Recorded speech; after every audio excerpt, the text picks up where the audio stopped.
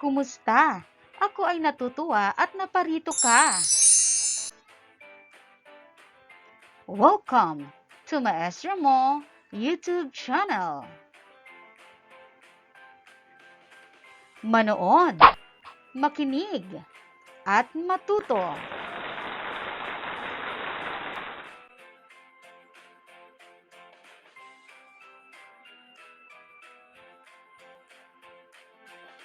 Ang asignatura natin ngayon ay MAPE para sa ikalawang baitang, Arts. Tayo na ay nasa quarter 4, week 6. Alam kong nakahanda ka na. Simulan na natin.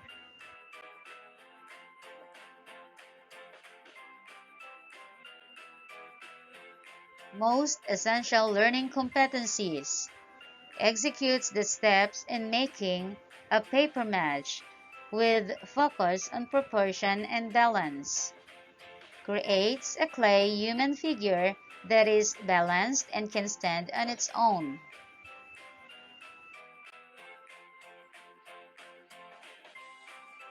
Alam kong nakahanda ka na para sa ating panibagong aralin.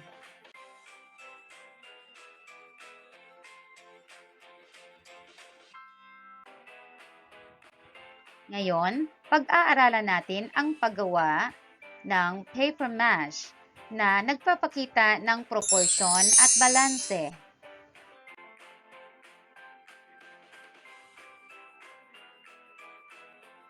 Mga bata, alam mo bang kaya mong gumawa ng isang magandang laruan gamit ang papel? Tama ang narinig mo. Kayang-kaya nating gumawa ng isang laruan gamit ang papel, kagaya ng inyong nakikita sa mga larawan. Ang tawag dito ay ang paper mache. Ang paper mache ay isang katutubong sining na yari sa papel. Tingnan ang larawan. Ang ganitong uri ng sining sa papel ay karaniwang ginagawa ng mga taga-Paete, Laguna. Nakabubuo sila ng magagandang laruan sa pamamagitan ng paper mache. Tingnan ang mga likhang sining na ito. Kayang-kaya din nating makagawa ng ganitong likhang sining na ang tawag ay paper mache, na kung saan maaaring magpakita ng proporsyon at balanse. Ibig sabihin, pwede itong makatayo o makaupo, hindi natutumba. Narito ang mga pagsasanay sa paggawa ng paper mache. Number 1. Gumawa ng balangkas ng isang hayop sa pamamagitan ng alambre o binalumbong na dyaryo. Pangalawa, talian ang bahagi ng katawan upang manatili ang hugis at patayuin ito sa isang kahoy. Pangatlo, punit-punitin ng maliliit ang lumang dyaryo at ibabad sa tubig ng magdamagan. Pang-apat, hanguin ang ibinabad na dyaryo, pigain at pagkatapos ay dikdikin at ilagay sa isang lagayan. Panglima, pagsamahin ang dinikdik na dyaryo at pandikit at haluin. Pang-anim, balutan ng dinikdik na dyaryong may pandikit ang ginawang balangkas ng hayop at ihugis ng maayos at makinis. Pang-pito, patuyuin ang hinulmang hayop at pinturahan. Pag-aralan naman natin ang paggawa ng human figure gamit ang clay o luwad.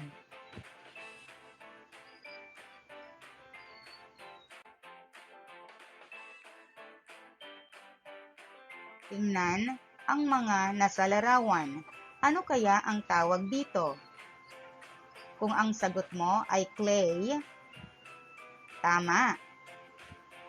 Ito ay luwad o clay. Ang luwad o clay sa Ingles ay isang uri ng material na ginagamit upang makagawa ng mga paterya at mga bahay.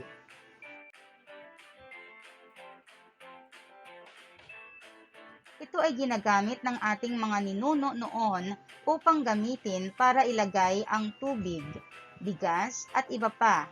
Ito rin ay pwedeng gamitin upang pangdekorasyon at minsan ay kinukulayan nila ito. Isa sa mga katangian ng clay ay ang pagbabago nito ng hugis. Maaari rin itong hati-hatiin upang magbago ang laki at dami nito. Ito ay maaari nating gamitin sa paggawa ng iba't ibang bagay o figura. Narito ang mga halimbawa ng figura ng mga hayop o animal figures. Narito naman ang mga halimbawa ng figura ng tao o human figures.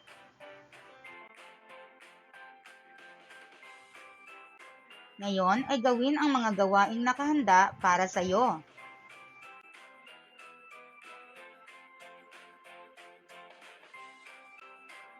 Para sa unang gawain, piliin sa loob ng kahon ang titik ng tamang sagot. Isulat ito sa patlang.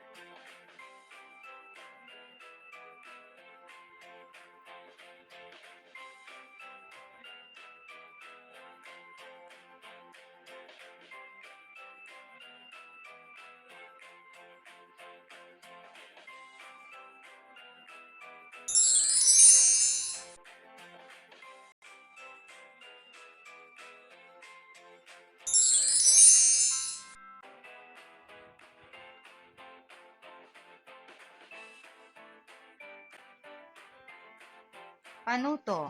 Pagsunod-sunurin ang tamang kapamaraanan sa paggawa ng paper mash. Lagyan ng bilang ang patlang mula 1 hanggang 5.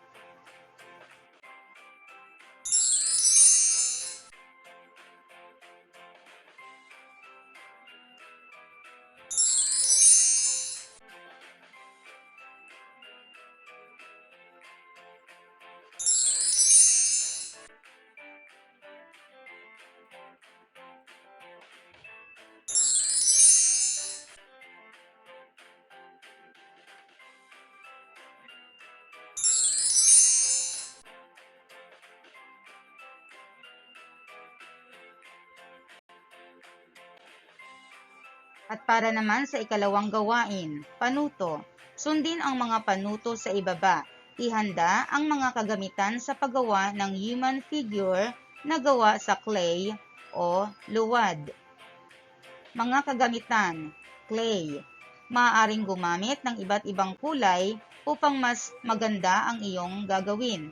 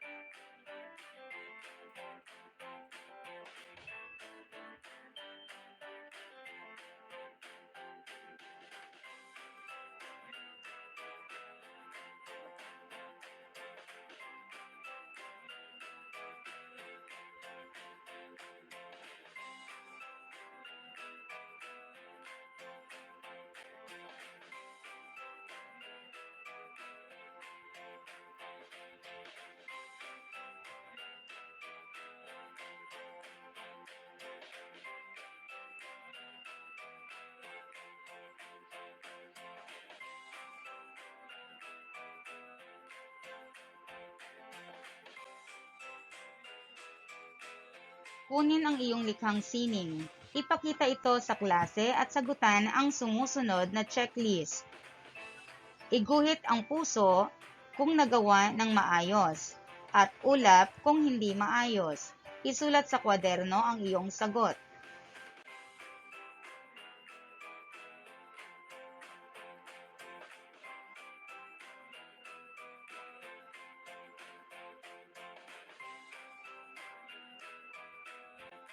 Narito ang mga dapat nating tandaan.